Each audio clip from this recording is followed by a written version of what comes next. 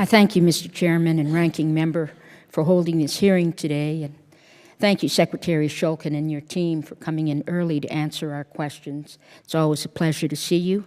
Thank you again for yesterday's meeting. It was very useful.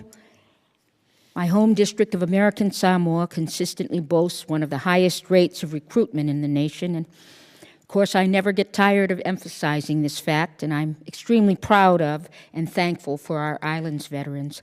Unfortunately, this increased enlistment means a disproportionate amount of our community suffers from PTSD and mental health issues associated with service. I have friends, neighbors, and close relatives who bear these invisible wounds.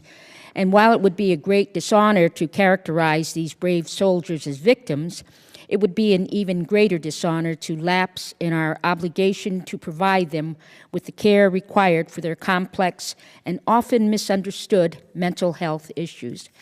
Mr. Secretary, several different charts and figures have come across my desk, and I hope you could help me interpret some contradicting figures.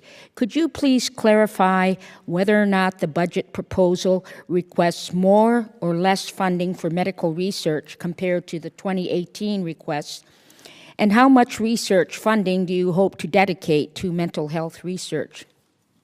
Yeah, our research request in the 19 budget is $727 million. That is a increase, a small increase, but it's an increase from the fiscal year 18. In addition to that, we have about $1.1 billion of external grants, some of them government grants, some of them commercial grants. So together, it's about a $2 billion budget for research. Mental health is one of our key areas of focus. This is critical. I don't have the exact number. Mark, do you have the number for mental health and research? Not for mental health, sir, but the actual increase to the appropriation goes from $640 million in 18 to $727 million in 19. So it's an $87 million increase. Yeah. But we can get the number for mental health. My staff and I have had meetings with companies and groups who are interested in working with VA to do PTSD and mental health research.